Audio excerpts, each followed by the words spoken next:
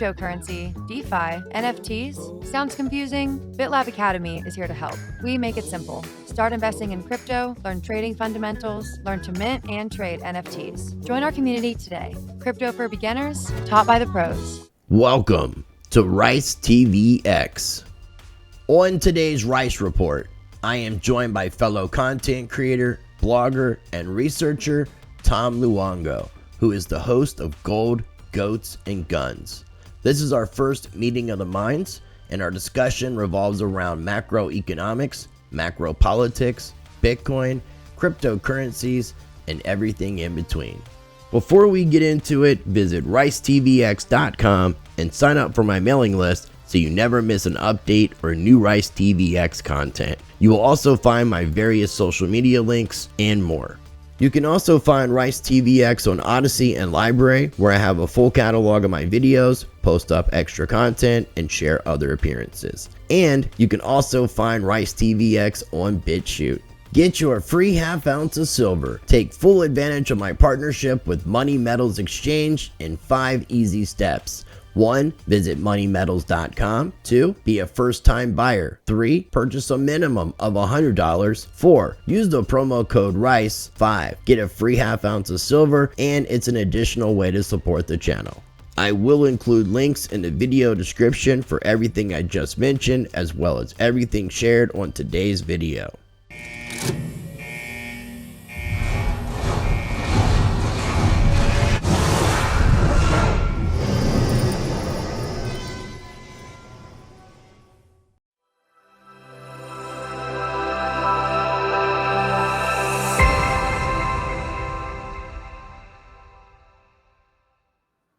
All right, ladies and gentlemen, I have the honor and privilege of being joined by Tom Luongo. He is the host of Gold, Goats, and Guns, which is bringing truth, speaking truth, destroying narratives about politics, markets, and culture. His Twitter account says it's time to get serious about the collapsing institutions and what will replace them. And I've checked out some of his content. A few people had recommended that I check out Tom and his perspectives on things when it comes to economics, macroeconomics, macro politics, and I'm really looking forward to this conversation. So, Tom, welcome to Rice TVX. How you doing today? I'm good. Thank you for having me. Well, again, man, I'm really looking forward to the conversation, and I will be doing some screen sharing throughout the conversation with some of your social media so that people can check out your stuff if they're unfamiliar. So you have your actual website, which can be found at your name, tomluongo.me. A lot of information there. Then we have your Twitter account, which people can follow you at TFL1728. And then your YouTube channel, and in addition, your Patreon. So I definitely encourage people to check all that out. Obligatory bio that you put up. So I love the sarcasm. Former research chemist, amateur dairy goat farmer, Anarcho-Libertarian, Austrian economist, whose work can be found on Zerohedge, LouRockwell.com, Bitcoin Magazine, and Newsmax Media. Aside from that, man, you want to kind of tell people a little bit about who Tom Luongo is? Sure. I mean, that's an interesting combination of things. Yeah, it's like, you know, I'm 54 years old. I live in a house I built myself with my wife over in North Florida, in an undisclosed location in the wilds of North Florida, with barely enough bandwidth to do what we do. And I spent a lot of time, you know, after graduating as a professional chemist, you know, be it an environmental analyst or I spent 5 years as a research chemist working in a novel electrolysis nickel boron process. I've done a lot of things in my life, but it's politics and economics were kind of a hobby.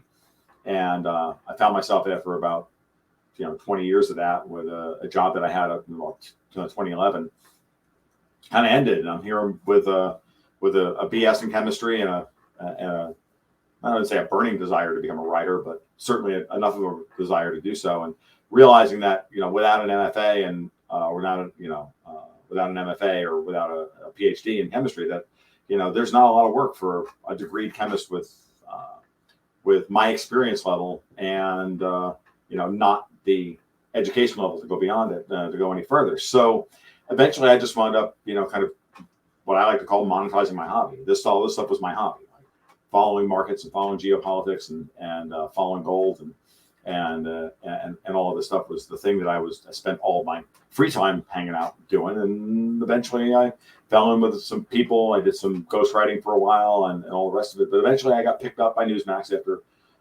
2013 after writing for Seeking Alpha under my own name for about 6 months or so. And, took over their gold miners newsletter at that point. We rebranded it. This is more of a commodities thing. It's really where my focus is in the capital markets. I understand extraction technologies and monetary theory, and then understand that because those markets are so insanely politically tied to the big macro, the macroeconomics is as much tied to geopolitics as it is to actual numbers and balance sheets and anything else. That slowly over the course of time, this is just where the truth leads you. And this is where I am today. I'm in this kind of weird space of being able to talk the plumbing of capital markets, monetary theory, and understand the incentives and disincentives within those systems that drive the big geopolitical picture. So I don't think there are a few people doing it in the world. I'm one of them. I'm friends with the other guys who do it well as well, and it's a lot of fun. So it's what I do. Well, I appreciate you explaining it that way. And I have I've had interviews with people like Lynette Zhang, George Gammon, people who are well known in the financial space, especially the kind of the gold and silver area. Sure.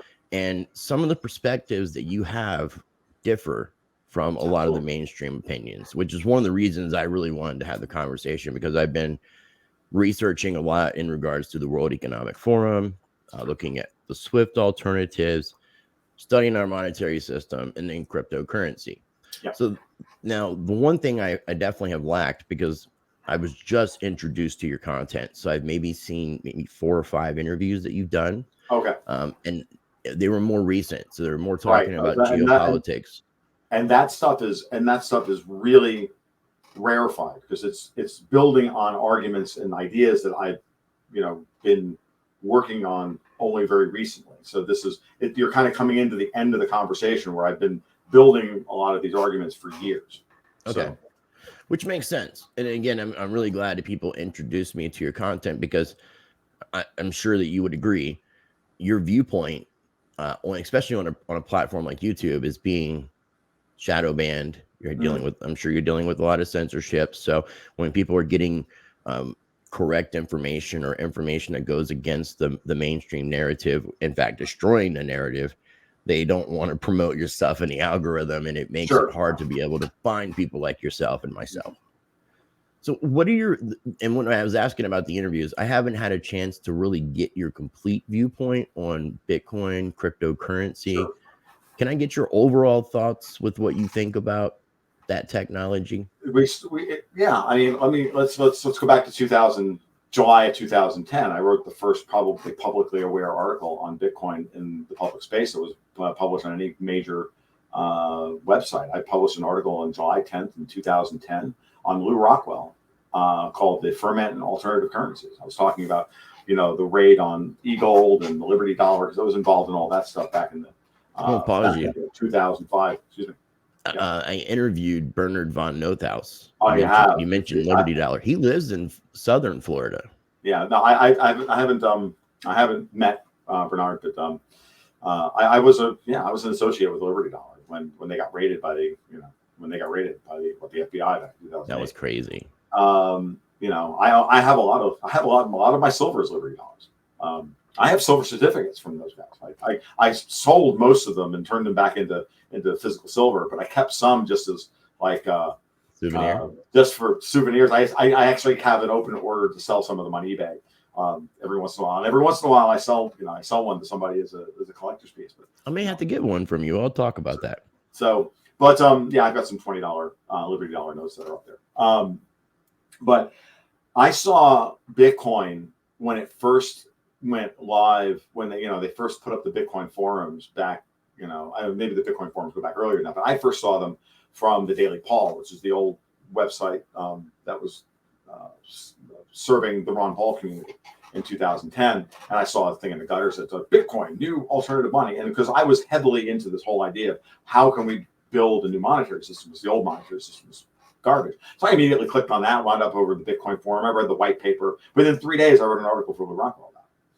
So, and I'm that serious. You can go look that article up. It's I believe you. I mean, and so I immediately saw Bitcoin as, and trust me, when I read that, I went, okay, they've solved the problem. I immediately understood what the white paper was trying to do, I said, they solved the problem. They've got a lot of work to do, but they solved the problem. So I wound up, hanging on the Bitcoin forums and, talking Mises' regression theorem as to whether or not this was a valid form of money. And I remember, being asked from other prominent Austrians behind the scenes in private email, what are you talking about? This is just another fiat. This is just another thing. I'm like, oh, no. And then I started to I really put the initial arguments into that zeitgeist or into that community about how Bitcoin is really a commodity. And since it can be a commodity with latent demand, and then there was a great article on Mises.org about, I can't remember who wrote it, but he made the argument that Bitcoin existed, that there was antecedent demand for a commodity like Bitcoins, which is what actually imputed value to it once it hit the market. And I agreed with that completely. I was like, that's a brilliant article. There's probably a link into an old blog post from 2017 or 2018 where I actually referenced that article, but I haven't, kept it in the forefront of my gray matter.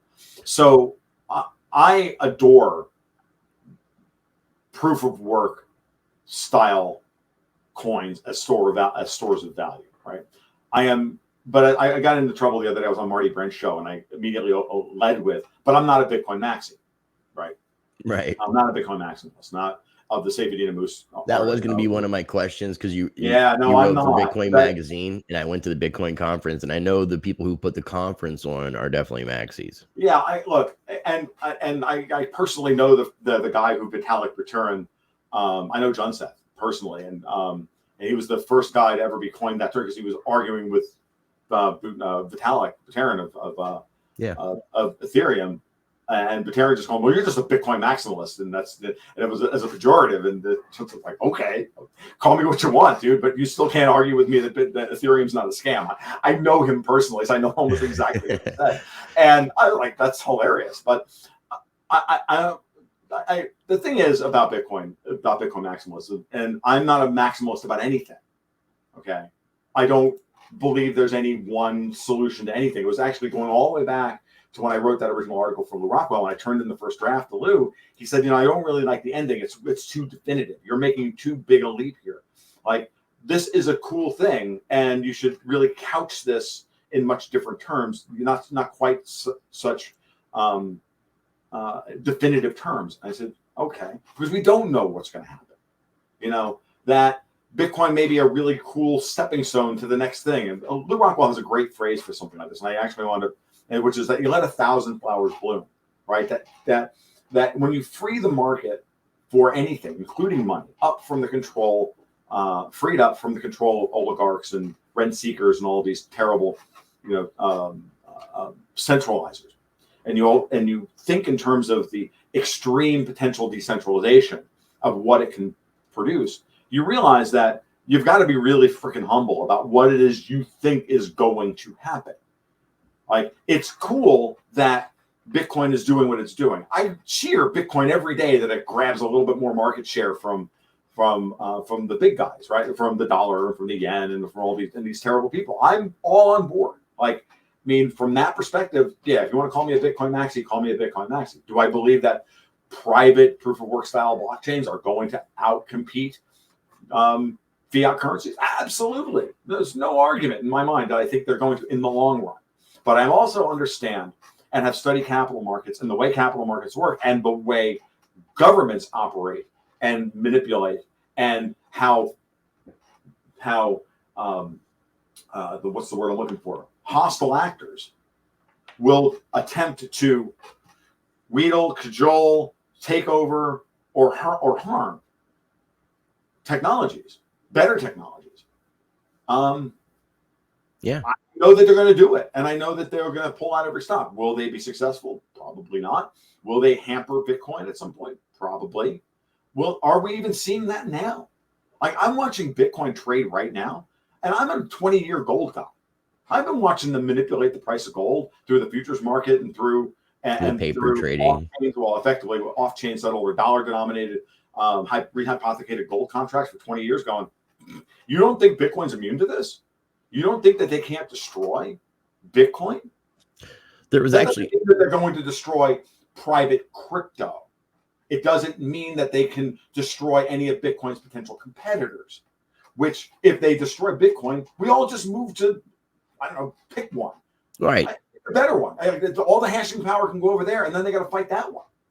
And so this is why I'm not a Bitcoin. When I say I'm not a Bitcoin maxi, it's because I actually want those blockchains, those other quote unquote shit coins, to put pressure on Bitcoin and the devs and the miners and everybody else in order to make Bitcoin better.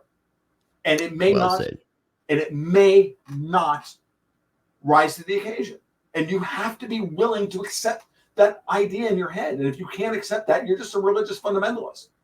And I've got no use for them of any form. I don't care if they're coming to Christian form, or they come in World Economic Forum, global communist form, or they come in left-wing SJW woke form, or they come in Bitcoin form. I don't give a shit. That's all bullshit. That's all narrative. And that's the stuff that you like to destroy. Yeah. Look, everything can be destroyed. Everything can be co-opted. Everything can be corrupted.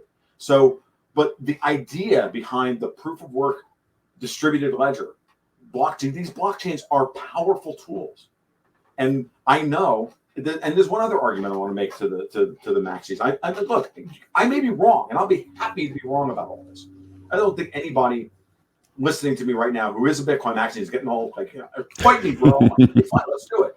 Like, I want you to think about this stuff. I'm like, here's the real big argument. Because I've had this argument with multiple maxis. I've thought about this really seriously. I'm like, look, has Bitcoin actually operated in a free market against other blockchains?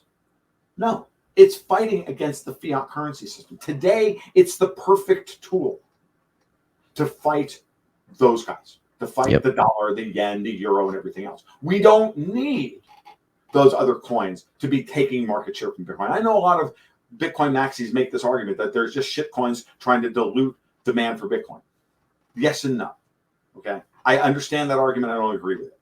Okay. I think it's similar to the argument that a lot of conservatives, a lot of like nationalist conservatives make, because I don't know what else to call them. These are people who think they're post-libertarian but really aren't, and they make the arguments that libertarianism was designed by the CIA in order to destroy culture and borders and all this other stuff. I don't buy that. It's like the Jay Dyer thing. I just don't buy it. That's stupid. Okay? That's a dumb argument. That's like arguing that the Federal Reserve are all closet Austrian economists and they're not really hyper Keynesians. Like bullshit. Like they're just Keynesians and they're just incompetent. And they're just running their script. They're not Austrians manipulating the business cycle and using Misesian arguments in order to get. It's just nonsense. I did that thing back in 2008. I went down that rabbit hole and then slapped myself one morning and went, dude, you're just being an idiot. Like seriously, you've gone down a bad rabbit hole. Pull yourself back into the brain. So the same thing exists here. So let's talk about Bitcoin maximalism after the dollar is destroyed. After the Russian ruble and the yen and all these things are gone, if they even ever leave the stage. And then let's see whose technology, whose blockchain, whose regime reigns supreme, right? Because that's a different argument. And it's just something I want you to consider. Because at the end of the day, these are all software projects. Okay? Yep, code. Anybody who's ever done software development knows that. Well, and again, John Seth has made this argument to me personally. He's like, well, I say, well, you could do this. Well, this coin does this better. Like Monero does privacy better. Well, Bitcoin can do privacy. Okay, well, yeah, it can. Or this one can do this, or this one can do that. And he goes, well, yeah, well, Bitcoin can do that. But no one ever asks the question, and Bitcoin maxis don't like it when I ask this question. But should it? Should you do those things and bolt them onto Bitcoin? What's the purpose of doing that when all you're doing when creating a software project is you're going to turn Bitcoin into Microsoft Word? Is that really what you want to do? because that's how Microsoft built Microsoft Word into, the world's dominant word processor. It bought everybody else's technology, killed it off, and then incorporated it badly into what is now a buggy, obnoxious, slow thing that is brilliant at some things and a mess at other things. And we're constantly chasing down bugs and constantly have the weird gremlins in our text output when we're supposed to be, producing, professional documents, and they look like ass. Like, I don't want to see Bitcoin destroyed. I don't want to see Bitcoin potentially corrupted by bad code and bad development decisions simply because, well, we want to prove that, that Sabadina Moose was right and that hyper Bitcoinization is inevitable. Like, okay, like really? Why can't we offload some of this stuff to Monero or Pirate Chain or Decred or some of these other really high quality coins that are out there? We argue whether they're high quality or not. Why not do that? And why do we have to do that? And why shouldn't we keep some of these other competing blockchains around in order to keep the Bitcoin devs and the Bitcoin miners on the right path? Okay? That's a good way of putting it. Yeah, I mean, like competition is good for everybody, and there's nothing magical about money. It's just another freaking commodity. It's like every other commodity. And anybody who ever argues that money is a special kind of commodity or has some kind of special sauce sprinkled over it, or you sprinkle it with unicorn farts and it's a different thing, it's a monetary crank. The great late, God rest his soul, Gary North said, you can always find a monetary crank by just pushing him hard enough and seeing where his inconsistencies lie. He coined the term. He was absolutely right about it. And I keep that in my head all the time when I'm making these arguments. And it's not that I disrespect Bitcoin. I think Bitcoin is brilliant. I think it's doing everything it needs to do right now. I think it's one of the most powerful tools on the planet for opening up the world from these people and getting and wresting control from them. And I think gold is going to have its day as well. Okay, still. Yeah. I don't know that gold is going to have its day much longer, but in this particular cycle we're looking through, gold is going to do really, really well. Whether Bitcoin outcompetes it in the long term, or they continue to do this dance about who's going to be the better store of value asset for different purposes, great. But I'm not having the argument about what's going to happen in 2050. I don't give a fuck about what happens in 2050. I care about today and the fact that, at the end of the day, the neocons in the State Department and the DOD and MI6 are trying to start nuclear World War III. But who gives a shit about Bitcoin? Right. When we're failing, when we don't even know what's going to happen by the end of 2024.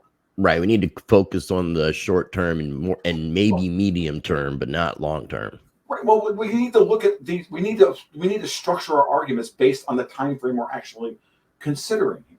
It's a very important. One of the things about capital market analysis that a lot of people get wrong. The first year chart analysts or whatever will. They'll discover the 50-day moving average or the 50-period moving average, or they'll discover Bollinger Bands, or discover these things. And they'll create a thesis in their head, and then they'll create a thesis in their head about what they think about a market. And I go, well, Disney's obviously going to do really well because they bought Star Wars and they got this, and then they look at a daily chart of the stock price of Disney and make a decision based on a 10-year projection of what Disney is going to do in terms of market share, based on signals from the 4-hour and the daily chart.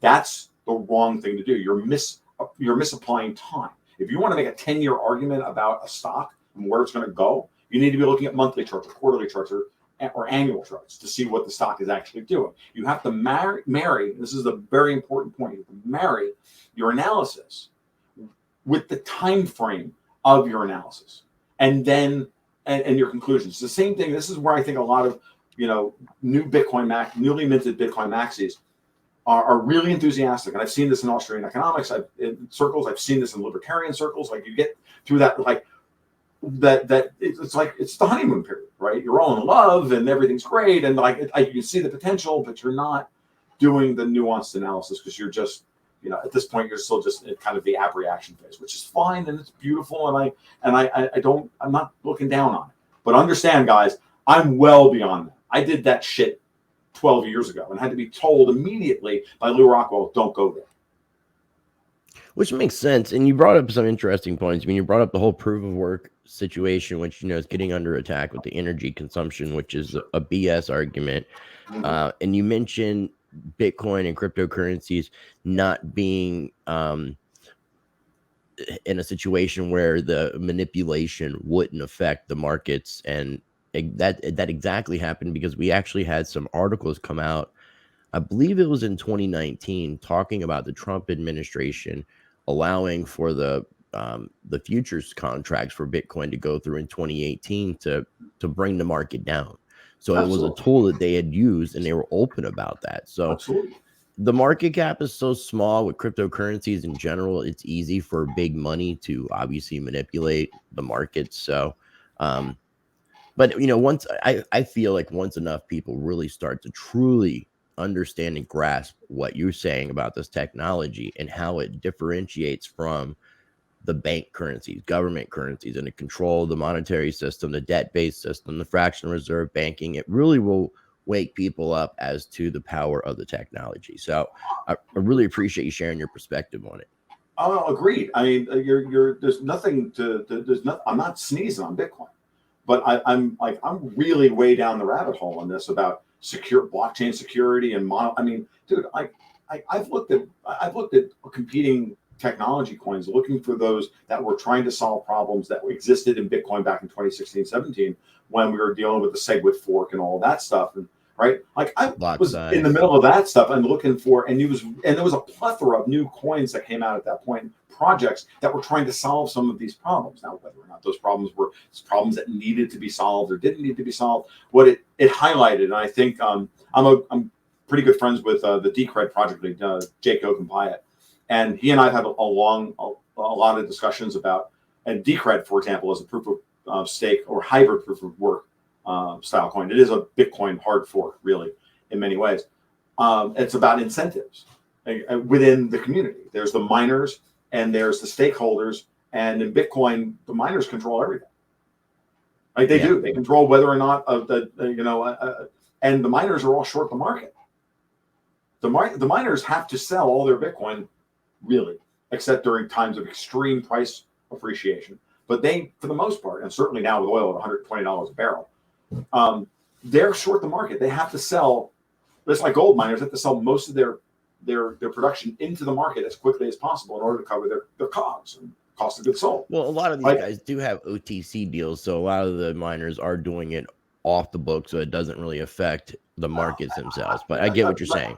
But I mean, in general, the miners are generally short the market. Now, whether that's and so that sets up a very interesting problem here, where the people who are in control of the development of the project ultimately are the ones who are short and don't own any of the product itself, and don't have they have their business, but it's the same thing with the gold community. And so, with Decred, for example, this is just one of those technologies I think is a good evolution of this idea, is that the stakeholders, the people who are willing to hold on to the coins themselves and hold on to them and put them aside for a certain amount of time. In the case of Decred, is you buy a ticket to do the two-factor authentication of the miner's work, and that gives you voting rights on the DAO and how to spend the treasury, how to do the improvement protocol. So the people who hold the coins are the ones who decide, whether or not how the project is going to develop. And the miners are absolutely incentivized to plow some of their profits back into that system to have governance rights. And so now incentives are differently aligned. I'm not saying Decred's going to win, or I'm a Decred maxi. No. This is just one of those arguments when you start to look at why some of these other coins exist. Some of them are, they were just scams, like effectively trying to, make money, piggyback off the bull market. Sure, I get that. And some of them aren't. Some of them are actually designed to solve specific problems. Komodo was a great example of a project back in 2017 that was trying to solve the problem of Ethereum and the crappy implementation of ERC20 tokens, which Ethereum is still struggling with today, which anybody with 3 brain cells to rub together in 2017 knew that Ethereum was going to run into. Right? This isn't difficult. You mentioned Pirate Chain, which came from Komodo. I was a big fan of Komodo as well. The cross-chain swaps, they were one of the very first to do that. Yeah. So very powerful stuff. Swaps and all that. Yeah, I agree. I think Komodo had such immense promise, and it was badly managed. At a critical point in its development, it was badly managed. And it's sad that it was, but it still has pirate chain. And moreover, the security architecture of Komodo, for those of you who are all shitcoiners, that everything not Bitcoin is a shitcoiner, you should go look into the security architecture of Komodo. Like, it's really cool. No, I agree. Because it actually opens up a whole new world of how to secure small blockchains. With their delayed proof of work, where they DPoW. What they have is what happens with Komodo is that Komodo is a standard, blockchain, proof of work style blockchain that every 10 minutes sends an audit block to the Bitcoin blockchain. So they changed that though apparently recently. I didn't know this, but they changed it. That's what they used to do. So I don't know. They changed it to the Litecoin blockchain. They changed the Litecoin because it was more efficient. Litecoin was a code fork of Bitcoin, so it made sense for the efficiency. Sure. And then so everything that's on the Komodo blockchain, as far as like an ERC20 type token like Pirate Chain, would be snapshotted on the Komodo blockchain, which then was piggybacked either on the Bitcoin or now the Litecoin blockchain, which is really cool idea for money purposes, because Bitcoin was too expensive. But then there's also something else to consider as well, which is that all the daughter chains on Komodo, so Pirate Chain and any of the other ones, all are doing. There's also cross-chain validation within the whole Komodo network as well. Right. So like Komodo audit blocks are going to the Pirate Chain and back and forth. So you have a neural network of. Effectively, think of it this way: you have a neural network of blockchains all validating each other's work, and so where do you 51% attack that? No, it's powerful. I agree. It's really cool, right? And so this is, again, I am not a Bitcoin guy. I just look at the technology and I'm like, the opportunities here are limitless. Could you imagine with a blockchain as powerful as something like Digibyte, with 15-second block times and all of this stuff, and all of the other architecture that they built on top of that? I'm, again, not a huge fan of Digibyte, but I think it's interesting to go, dude, imagine how well that would work if every 40 or 50 blocks they were sending an audit block to some other blockchain in order to make sure that they're, all of this is very cool, and this is how this is how you're going to beat these people who think that all we have to do is issue paper Bitcoins and futures contracts and CBDCs, and and use our immense market power to push everybody out of the system and just effectively buy up the Bitcoin blockchain. Right. Like I like it or not, guys, but they're still printing trillions of dollars. Mm-hmm. And let's start doing some real analysis about how much Bitcoin the U.S. government actually owns. Right. How much other countries and how much as well. Wall Street wants in on it. I agree 100%. Now, I want to shift the conversation because I definitely want to be talking about some of the macro politics and macroeconomics. I appreciate your viewpoints on the crypto, and I'm pretty sure we can have a very crypto-centric episode. This is our first conversation together. And honestly, I haven't done a crypto-centric rant like that in quite a long time. So I could tell you needed to kind of get something out there. Yeah. Well, yeah. But I agree now. So my viewpoint with technology, and I think you'll agree with this, and me, I'm going to be 47 the end of this month. Right. And I've seen a lot of advancements in technology, just with music, looking at how when I was born in 75, people were using 8 tracks and there were records. Yeah.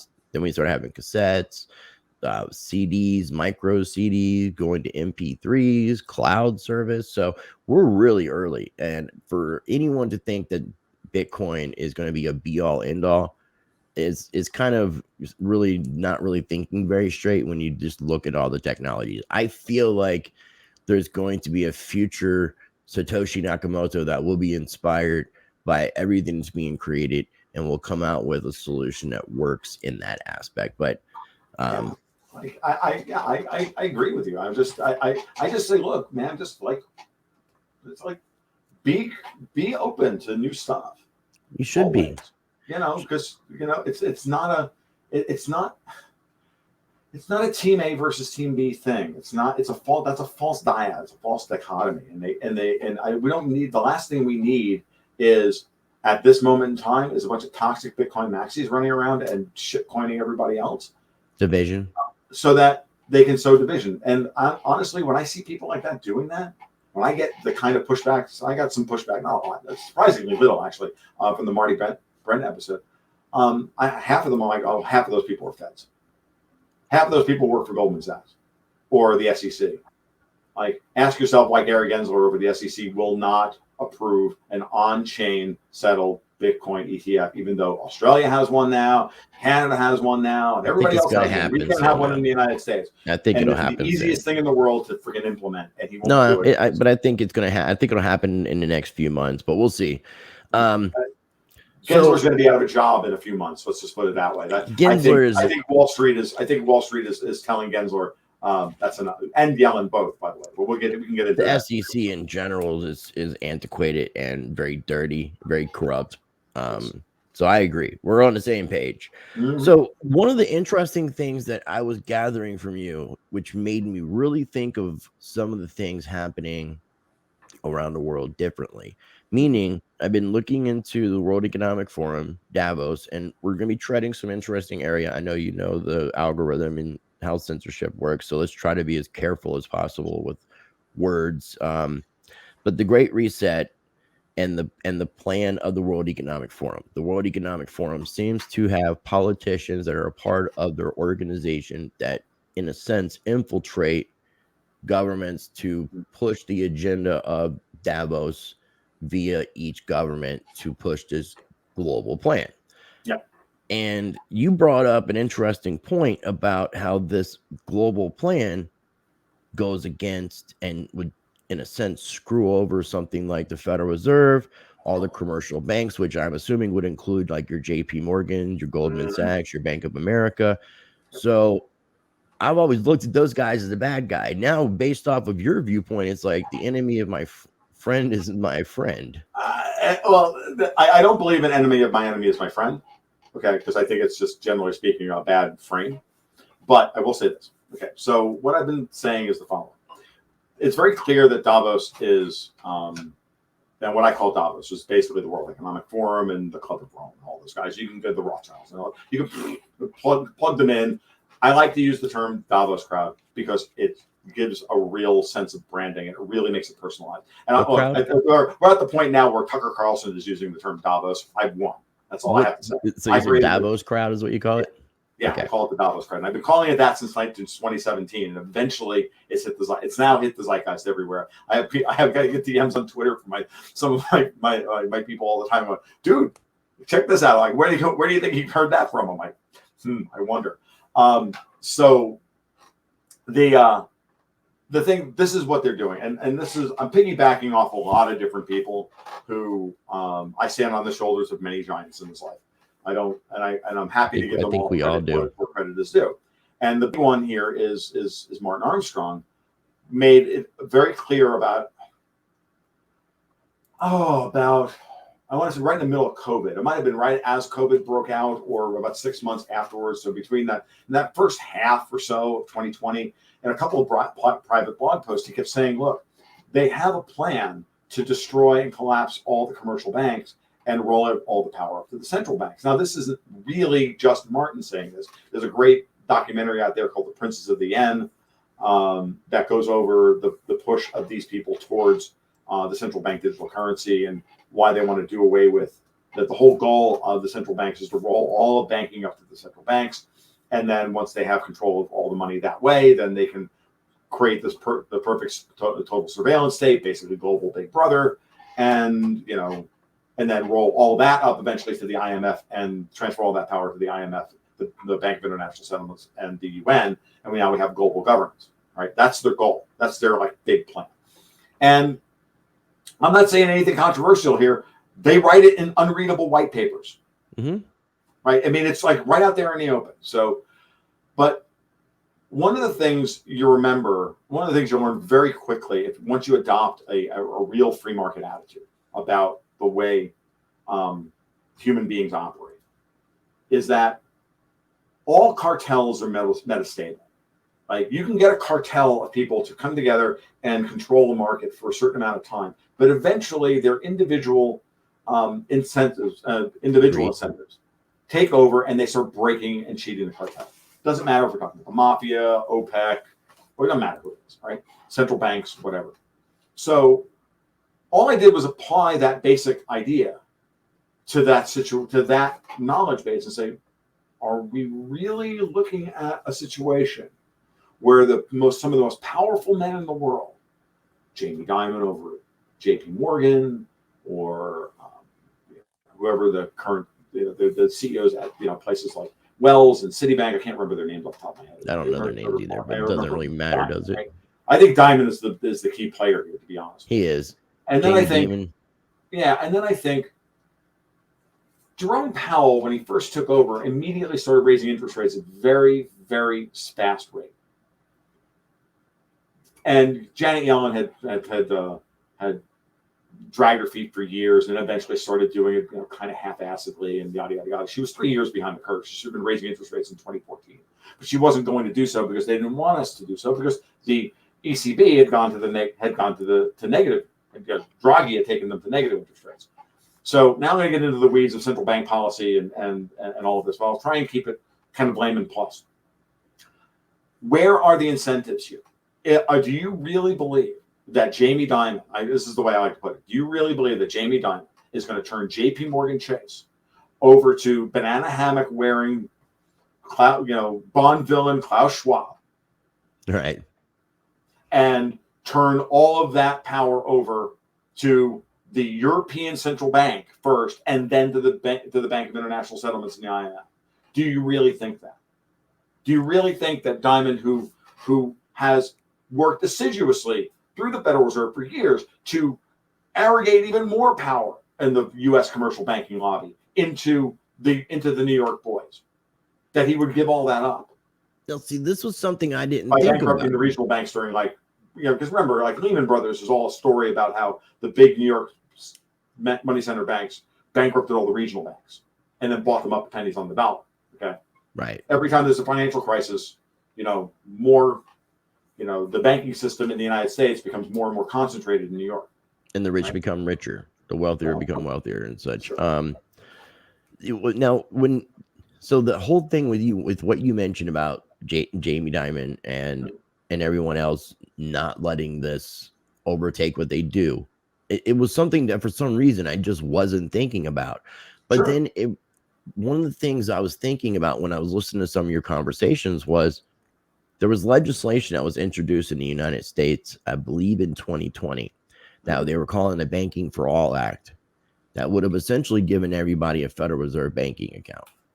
So how would that come into play with your JP Morgans, your Bank of Americas, your Citibank? Doesn't that hurt them too, because it makes the central bank? Yeah, no, it does. There's competing factions. There's competing factions within our political system.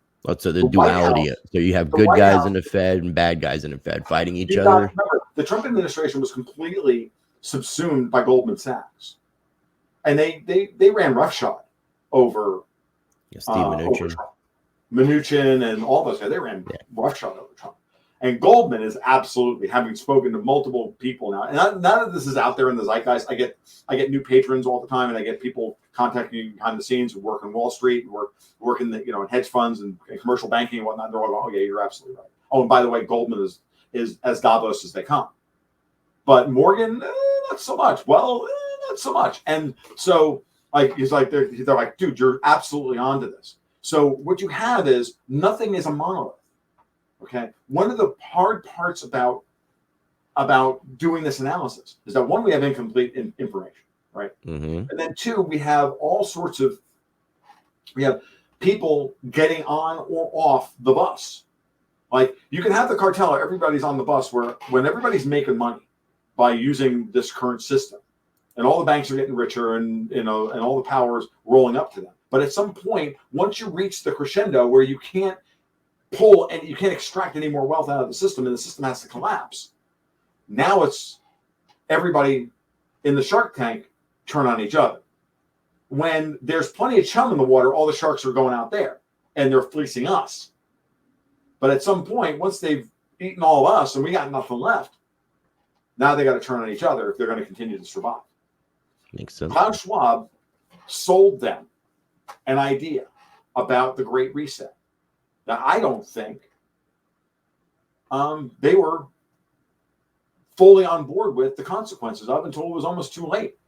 I'm actually, and so this is a very big conversation. This is something that will take me, in every other interview I've ever done, it takes me half an hour to lay all this out. Okay, so I'm going to try and do the shorthand version, and then just say, guys, go watch my Palisades Gold Radio interview and a couple others, or read some of my other work, because this is not something you can get all at once. But let's start with the basics. The universe runs, and the immortal words of Jakar from Babylon 5, a mixture of the interplay between matter, energy, and enlightened self-interest. Right? So, knowing that, I don't see the commercial banking lobby in the United States, which is one of the most powerful lobbies in the world, not just at the New York banker boys level, but at the regional level as well. Okay, I agree. People don't get elected in this country without regional banking and commercial banking backing. It's just, this political power really does flow from that. It's a very powerful lobby, and if they decide that that they're not down with the Comintern, which is kind of the best way to put it, because Klaus Schwab is just a moldy old commie. Let's dispense with the nonsense, dispense with the bullshit. He's just a commie, and he wants global communism, okay? And he wants the European Union, which is almost the perfect technocratic communist state, literally as the model going forward. And it is the model. It is the model going forward, though, isn't it? It absolutely is. And so what they're trying to do here is to break us down culturally, economically, politically, and in every way, manner, shape, or form. And they stole the election in 2020 to install a Congress and a White House that would lead us to where we are today. Okay, on the verge of nuclear war with Russia and China, with commodity markets having blown out, looming food shortages, all the rest of it. And the potential for a biometric, surveillance state and everything else. But Jerome Powell is something a little different. Okay. Janet Yellen, ivory tower born and bred, trained within the Fed's ivory tower system. Brent Bernanke, same thing. Jerome Powell, what's his nickname? Private Equity Powell.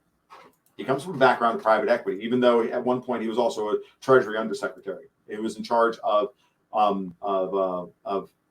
sweeping Solomon Brothers, manipulation of the bond market under the rug when he was at the SEC or the Treasury Department. But Powell absolutely works for the New York banks. He always has. And so he doesn't work for Davos. Yellen works for Davos. I've even theorized that they were trying to install, they're going to get rid of Biden, that the most obvious candidate to replace Biden would be Janet Yellen. Because you get rid of Kamala Harris, you get rid of Biden, and you stick somebody neutral in as president, kind of like what they did in Italy with Mario Draghi, the former chair of the ECB, now prime minister in Italy. Like, you can see these people. You can see this. It was either Yellen or John Kerry, but John Kerry is not. John Kerry is not acceptable. He's too partisan. He's too far up their ass about climate change. But Yellen, and notice how Yellen is constantly out there recently doing her, making her big pronouncements about how we're going to decarbonize the economy, and she walked out of the G20 meeting yesterday with all of her minions when Russia started to speak. Oh, by the way, really, I didn't hear about that. Literally childish people. Yeah, no, she led this walkout yesterday. I think Powell went along with it, but he couldn't not, because it was, But Powell, from that background, if anybody is going to try and protect the Federal Reserve, it would be Jerome Powell. Now let's back up till June of last year.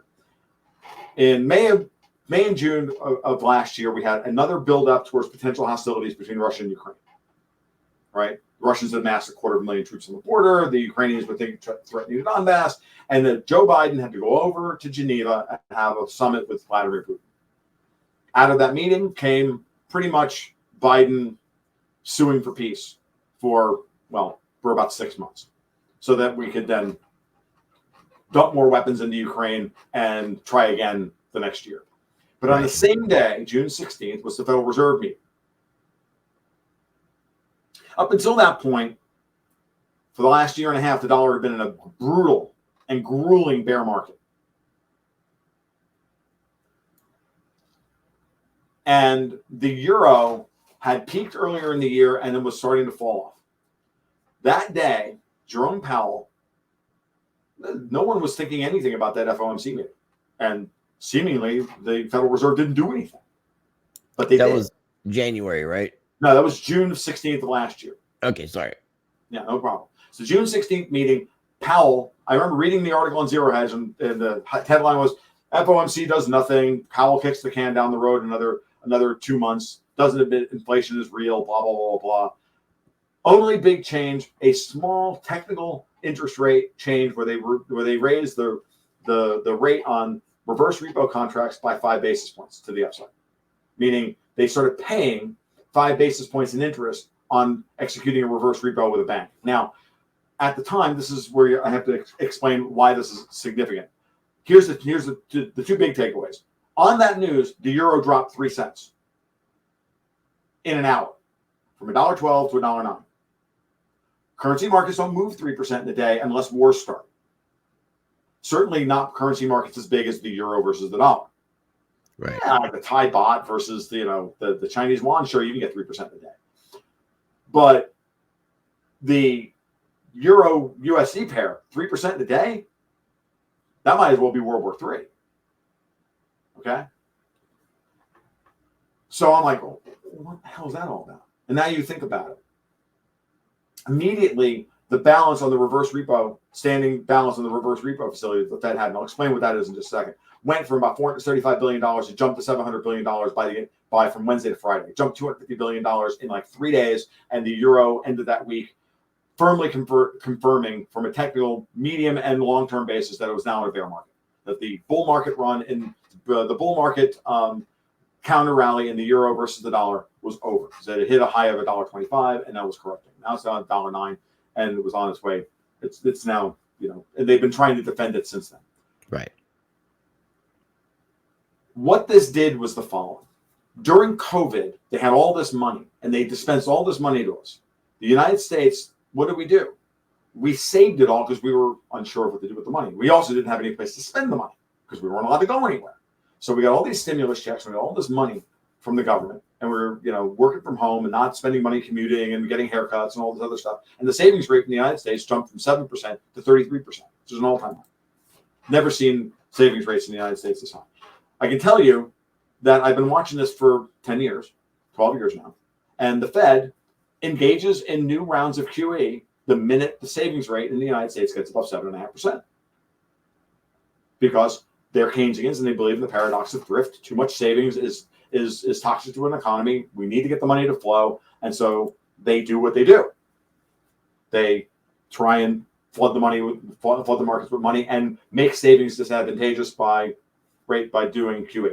Every freaking time, like clockwork. I got a 15-year chart or 10-year chart, and every time they say charting the 10-year, charting the savings rate versus the QE, and then notating when QE started and when QE stopped. Every freaking time. 5 rounds of QE now, or 4.5 rounds of QE. They've done this. So as the savings rate was starting to come down, and that money started to be spent, the problem is when you have that much savings, the banks are short of collateral because your savings is the bank's liability, and the banks then need collateral in order to offset the savings if they can't write loans against your savings. Well, we put all this money in the bank, right? So think of it this way. A bank's balance sheet is exactly the reverse of yours. Your deposits are their liability because they got to pay that money back to you. So what they do is they write loans against your savings, and those are the bank's assets. But the bank can't lend because there's nowhere to lend the money. Right. Then they need to buy collateral in the form of debt, in the form of like U.S. Treasuries and whatnot, to have collateral on their balance sheet to offset your liabilities. So this is a natural function of the way banks operate. And what's a reverse repo contract? And it was last year that a lot of the banks in the United States were halting lending, like personal loans and stuff. Well, like they had that. to because there was a lot. There's just they couldn't. So it makes sense of what you're saying. Mm-hmm. Yeah. So what happens is, and Zerohedge has been covering this every week. Oh my God, everything is out of control. So what happens? What's a reverse repo contract? Well, a standard repo contract is you sell a security to the Fed, and the Fed gives you money for a certain amount of time. I need money I got to pay, you can use them as payday loans. They can be overnight repos. They can be 3-day repos. It can be 7-day repos. They can be 90-day repos. But these are between banks, overnight lending generally between banks, and generally between either the banks and the Fed or individually between banks. I mean, you and I could do a repo. You and I could do a repo. Okay, I didn't know that. If I own a treasury security, I could lend it to you for 4 days, and have it. You have it. It'd be hard to do, but you understand what I mean. Generally, it's easier for the bank. This is a thing. This is what the banking system does in order to remain liquid, so that everybody has enough money to get through their day-to-day operations. This is how the real plumbing of the market works. That's a repo contract. I need money. I've got securities. I sell you a security. You give me money. I pay my payroll with it, and then when the loan deposit, when people who when all the loan payments come in, everybody's mortgage payments come in, I then turn around and pay you the money back. You give me the security back. I pay you a small amount of interest for the 3 days that we did this, and everything's cool. That's a repo. A reverse repo is exactly the opposite. I need a security. You need cash. So I'm JP Morgan. I've got all this money sitting on the balance sheet, in these bank accounts. I need securities to pump up my balance sheet with. I got to buy them from the Fed. The Fed's got a huge stock of treasury sitting on its balance sheet from all this QE. Yeah, because they bought them. They bought all this paper, so they bought can their sell own them. debt to resell it. Right. And so what they did was when the Fed previous to that was doing these reverse repos at 0%, but now they were willing to pay 5 basis points for it. What does that actually do? 0.05%, 5 basis points. What does that actually do? Well, it drains a tremendous amount of dollars from the market. More appropriately, it drains base money from the money markets all over the fucking world. Which should help inflation, technically. Well, let's not even go there yet. Let's just start. Well, yes, it should start the process. What the Fed did was a stealth tightening. Okay, so now put it together. Why did the euro drop by 3 cents when the Fed did this? Because it drained the overseas dollar markets of dollars, sucking hundreds of billions of dollars into the Fed's reverse repo facility, and hundreds of billions of dollars worth of collateral went onto bank balance sheets. Notice, over the course of the next 3 months, that balance went from $475 billion to a high of like $1.8 trillion. Now, some of that was money was done. Some of that money came from the fact that the Treasury was spending a lot of money. Right. So some of that rise, that 1.3 or $1.4 trillion rise, was just money that was spent by the Treasury and didn't have a home. And then in order to try and suck some of the incipient inflation out of the market, the Fed did this. But that was only about half of that money. The rest of it was base money that was pulled out of overseas dollar markets. And this is what caused the collapse of the Turkish lira. This is what caused the euro to go into the structural bear market. This is what caused the bottoming out and the beginning of the rise in rates in European sovereign debt, and inversions in the German yield curve, and a whole variety of other things that I follow on a regular basis. Point being is that if Powell was on board with Davos, who was trying to keep capital in Europe from fleeing the dumpster fire that is Europe's financial system, and all those banks are bankrupt, why would Powell do this? No, Powell would have kept the dollar as weak as possible.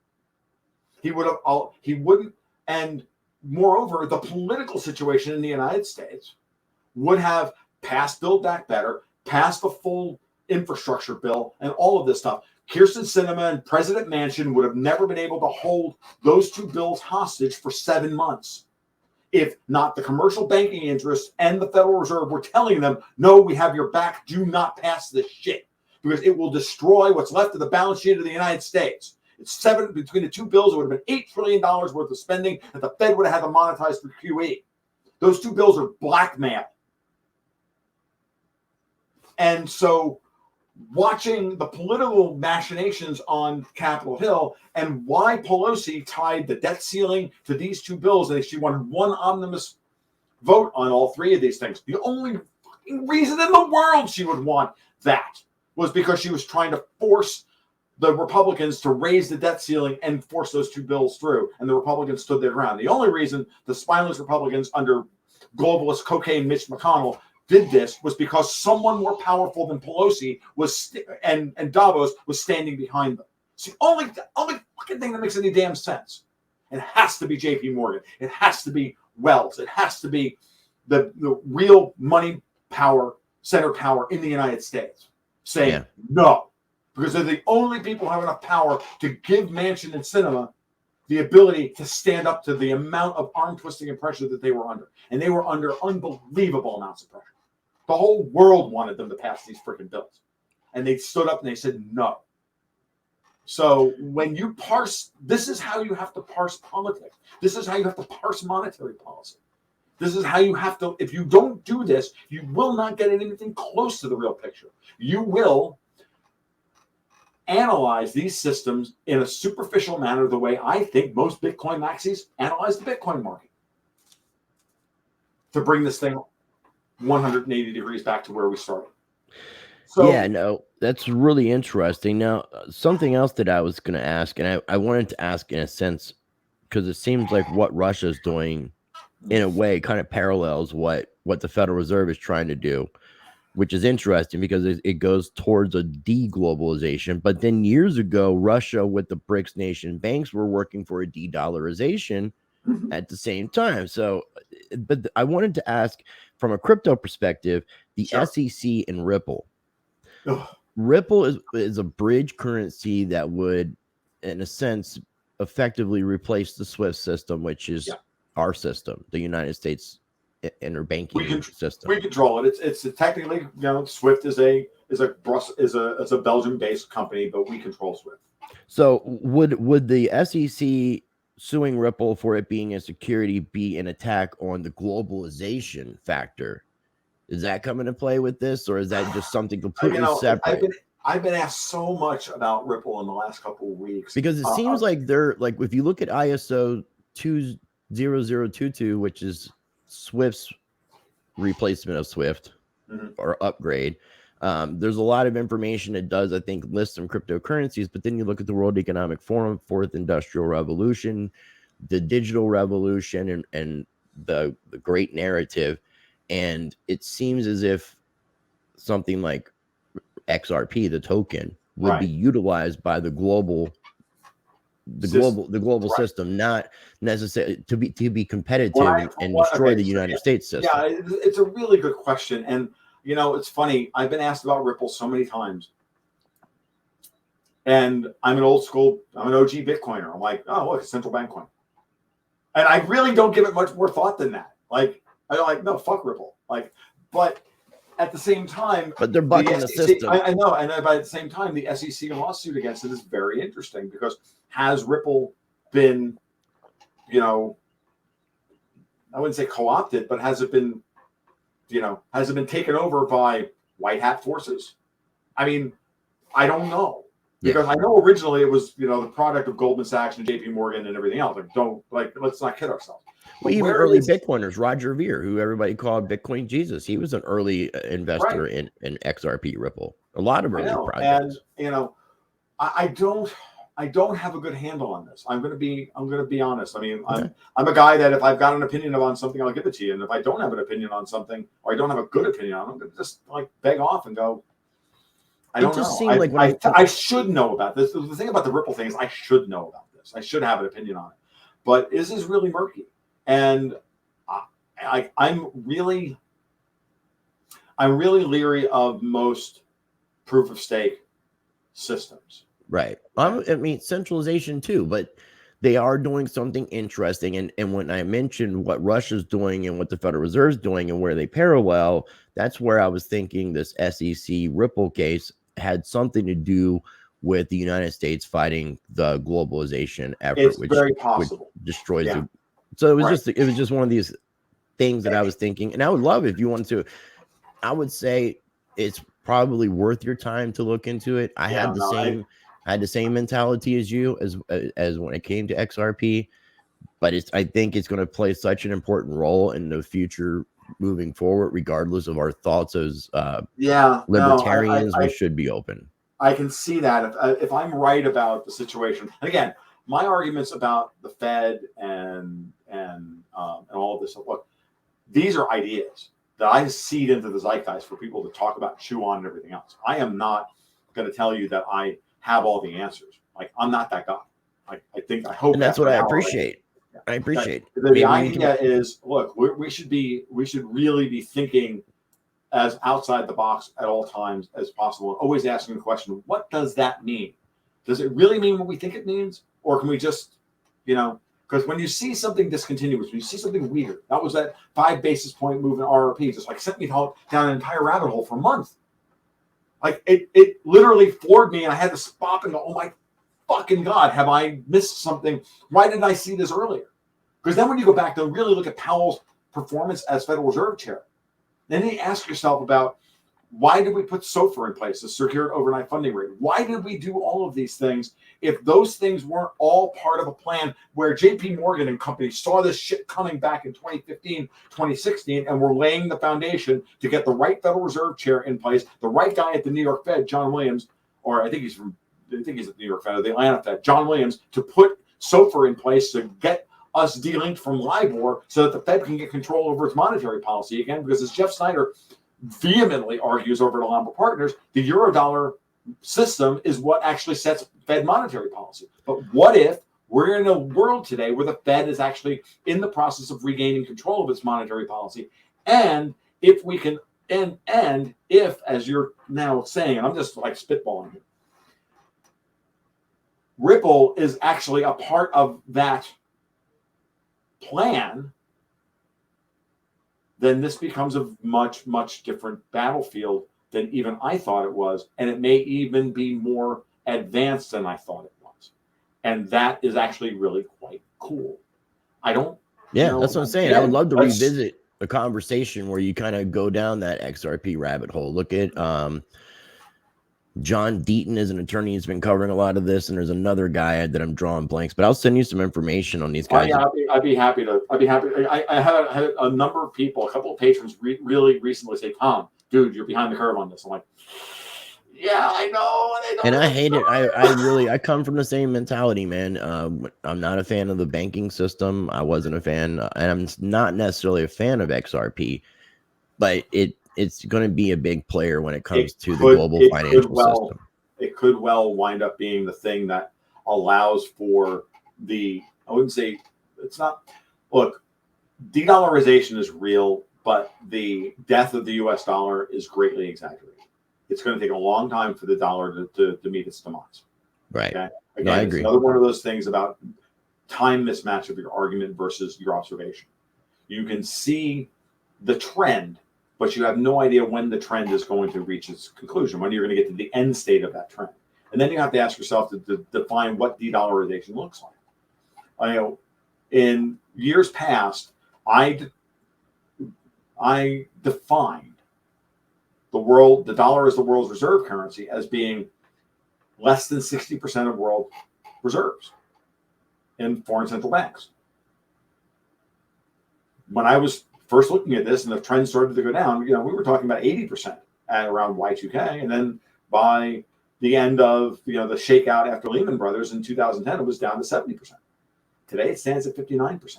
I made a bet with a friend of mine. We were arguing in my house in 2015. I said, I'll bet you a bottle of your finest whiskey that you want, that you will come in your jeans for, that by 2020, the U.S., I will define it this way, that the U.S.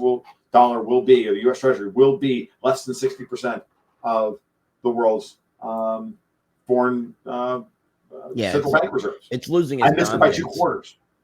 It's losing its dominance, and it's losing its status as the world reserve currency if it technically hasn't already lost it. It all depends on how you want to define these things.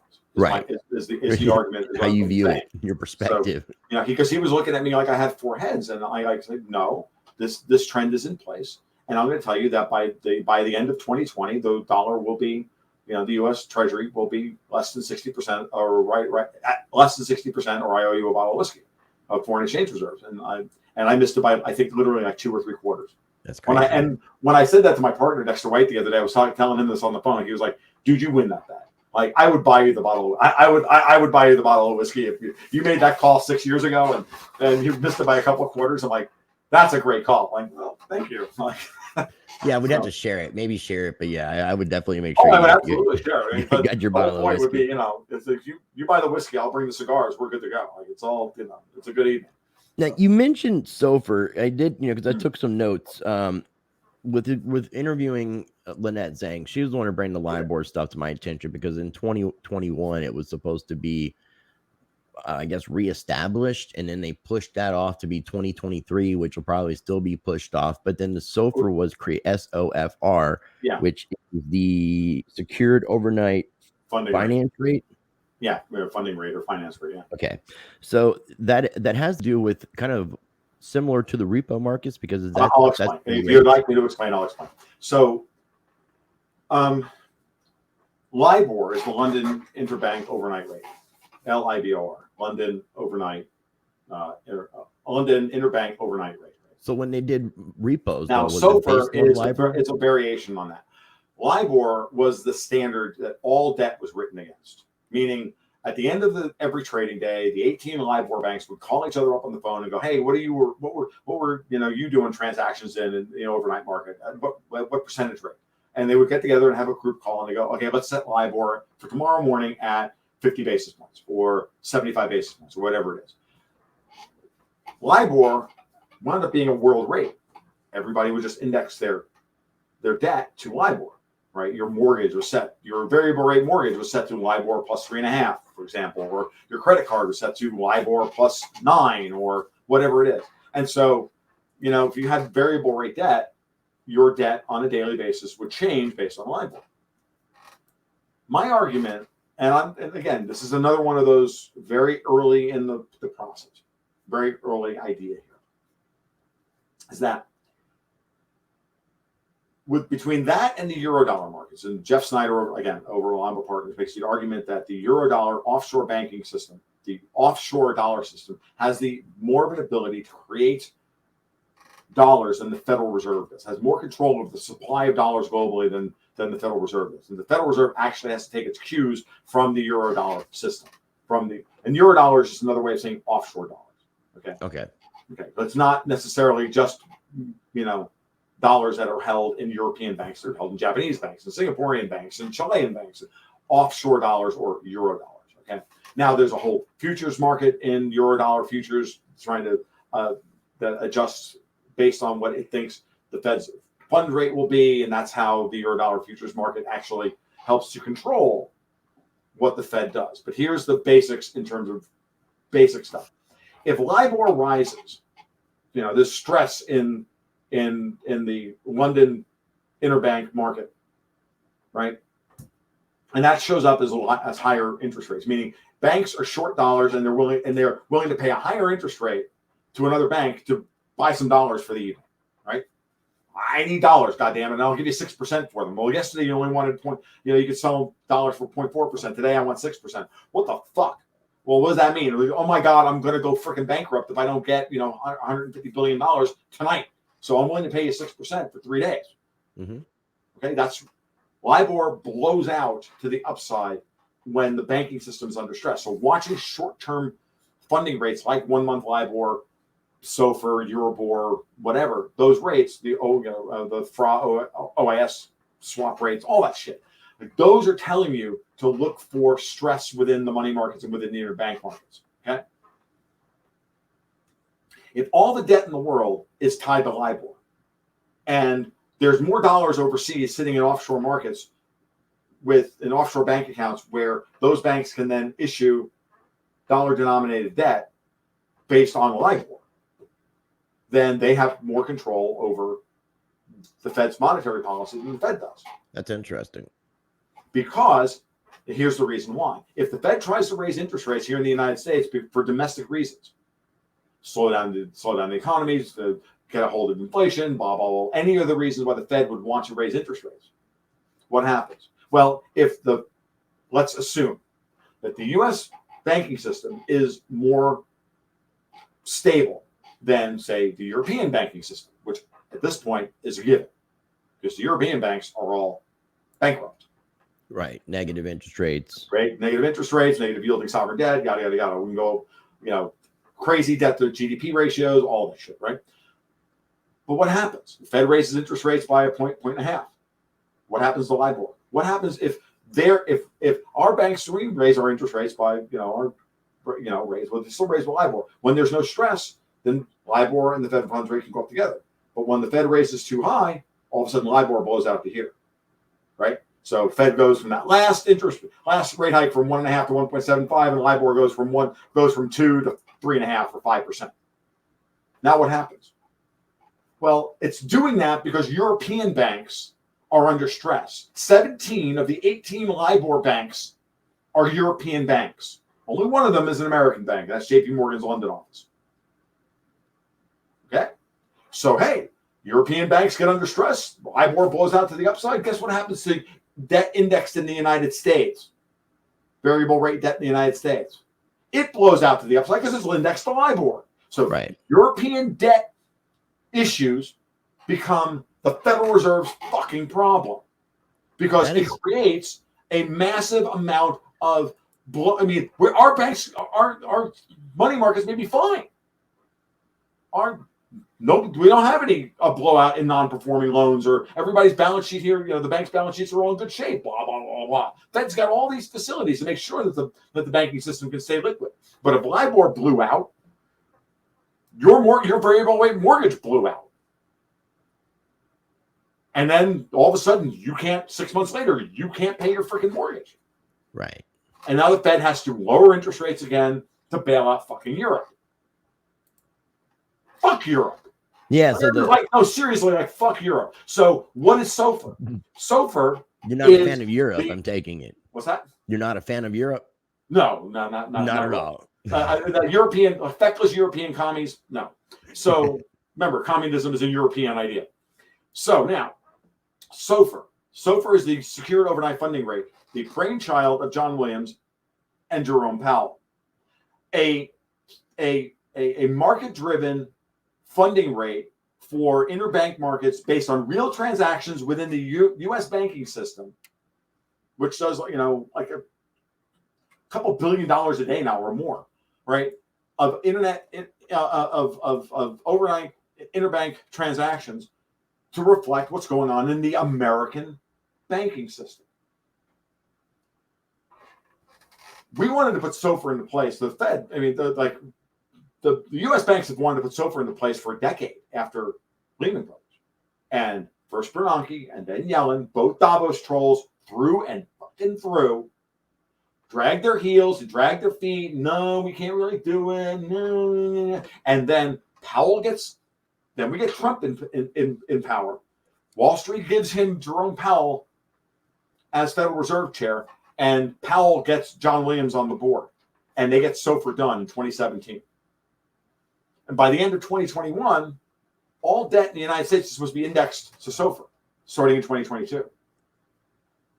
What does that do? It breaks the link between LIBOR and SOFR. Most of the debt in the United States is now issued in the United States, and there's very little legacy debt that's not indexed to SOFR. It's not indexed to LIBOR anymore. So now the Fed has independence of monetary policy. You've never had in the past. It can raise interest rates all at once.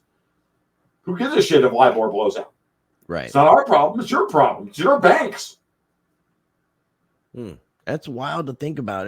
So I don't know that is all right, but I want to put this in your head that everybody who's been arguing, like Peter Schiff and all these people, the Fed can't raise interest rates.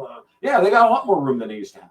I'm not saying that they have all the room in the world to go to normalize rates and send the 10-year back to 8% or anything.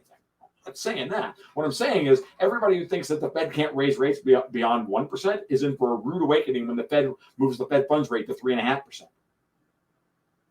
And Europe is dealing with 15% on 2-year debt in Germany. Wow. And where do you think all the money that's in Europe is going to go? To the United States. It's all going to come to the United States. Go look at yesterday's 20-year bond auction. It was one of the best bond auctions in history for foreign central bank take-up. We're desperate for high quality U.S. debt. Which is crazy because didn't we just have an inverted yield curve again? Yeah. The Fed doesn't care about the yield curve. This is what everybody's missing. I'm like, why wouldn't the Fed, under these circumstances, why wouldn't the Fed want a recession? Right. Yeah. No, it makes The no. Fed is trying to save the banks. Yeah. They're No, it trying to makes save sense. the political system. They're trying to save the United States as the Trying to world save the power. United States, and they're trying to save themselves. First, they're trying to save themselves. Then they're trying to save the central bank, the commercial banks, and by extension, save the political system from being taken over by a bunch of feckless European Eurotrash commies. Well, when you think about everything you just told me and we just talked about, it makes me wonder why Biden kept Powell as his Fed chair. He didn't have any choice He because he couldn't get Lael Brainerd, because Danielle DiMartino Booth said this flat out. She said Lael Brainerd couldn't be pushed through as president. Why do you think Powell hasn't been reconfirmed? I followed this very carefully last year. So think about this. All he hasn't been reconfirmed with all the stuff we were talking about with Build Back Better and the infrastructure bill and all that stuff. At the same time, what happened at the Fed? Insider trading scandal. Kaplan, Rosengren, Carita, all thrown off the Federal Reserve Board. Well, even Powell was even doing insider trading, and they took the shot at Powell and they missed. You know why?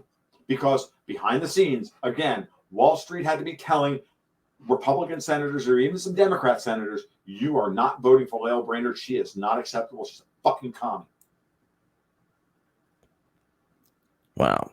And so Biden has to eventually, the debt ceiling has to get raised. They run out the clock. Inflation starts happening. The argument for Build Back Better coming out of COVID goes away because we've got a roaring economy. We've got inflation. We've got all these problems. We need to raise interest rates. We don't need to spend more money. We need to start saving money.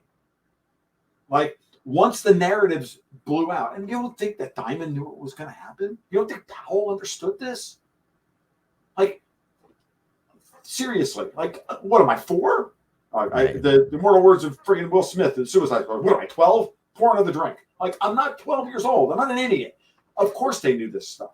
Of course they could see this coming. Of course they were playing the game behind the scenes. So eventually Biden had to super peace and say, okay, we'll reappoint Powell. But you'll notice, since then, because they could do that, but since then, they've been dragging their feet on replacing the 3 Fed chairmen whose scalps they got. And the first one they put up was Sarah Bloom Raskin, and literal avowed commie that was never going to make it through the Republicans. So all they're doing is extending Powell through time. So eventually the Federal Reserve, what happened during that period was they elected Powell chairman pro tem until further confirmation.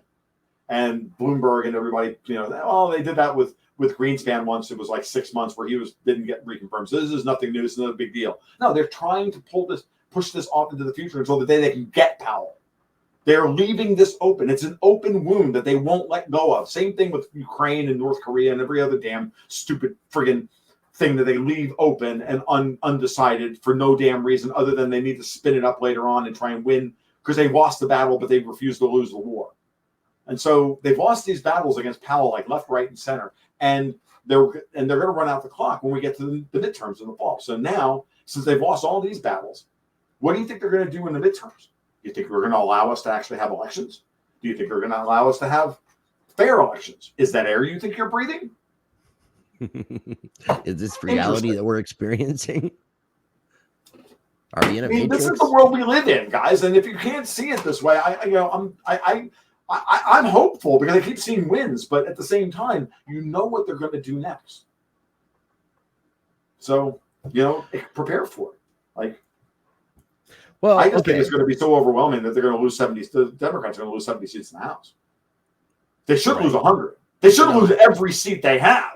These people are fucking vandals, and they have no goddamn. They should all be tried and shot as traitors. It's going to be interesting to see what happens as we get closer to that time period. I mean, I've been curious as to what's going to go down because of everything that's happening on the geopolitical level. So I want to be respectful of your time. We agreed about an hour and a half. We're coming up to about that mark. There's so much more we really haven't even touched on Russia, Ukraine. I'll get in touch with you and find out what your availability is in the next week or two. I know you're busy. But if you can afford me another conversation soon, it depends. I took about a week and a half off from doing media because I had my daughter's birthday and I had the latest issue of the newsletter to get out, which we finally got out the door yesterday, and my taxes were due and whatnot. So I got a lot of stuff backed up, and I'll just stay in and touch. I got a lot of new interview requests. I got a few people that we're trying to get this stuff together with. So we'll see what we can do, and we'll go from there. But, well, I really appreciate your time, and before we do wrap up, again, I'm going to have links for your website, for your YouTube channel, for your Twitter account, and for your Patreon. So I definitely encourage people to check out all the links that'll be in the video description. But before we do wrap up, do you have any final thoughts or anything that you do want to add to today's conversation before we close up? Sure. Understand that all of this stuff is in flux, right? We don't know who the good guys are. We don't know who the bad guys are, right? We want to believe that that many of the things that Putin is doing in Russia and Ukraine are going to benefit us in the long term. I kind of believe that, but I don't ascribe any greater purpose to him than that. In the same way that I don't ascribe greater purpose to Jerome Powell beyond, or JP Morgan, other than enlightened self-interest. Don't think in terms of these are your friends. They are your temporary allies. And as cartels break down, as these loose associations of people finally come to realize, oh my God, like that's your plan? Oh no, I'm not on board with that, guys. And at that point, then you have to really start thinking about how they're going to respond. But they're not your friends. They're just your temporary allies. We've outlined here why Bitcoin's going to win, what the pressure that it's putting on, in some ways, the political system, the breakdown of the political system and the financial oligarchs, and how they're turning on each other. And everybody is going to be in a state of flux. And the day-to-day machinations and the day-to-day movements, ignore all of it. Look for the big turning points, those big moments that scream you off. Where did that come from? Because that invariably is going to tell you where the next big turn is going to come. I think that when you look at it that way, it actually will help you get rid of a lot of the noise, strip out a lot of the noise that happens on a daily basis. And you can actually de-stress about a lot of this stuff. Just stay resolute. At this point in time, gold looks good. Silver's going to do well. Uranium's going to do well. Bitcoin's going to do well. But they're going to do well at different times and at different rates. So don't be married to one versus the other. There's going to be plenty of money to be made, and there's going to be plenty of wealth to preserve.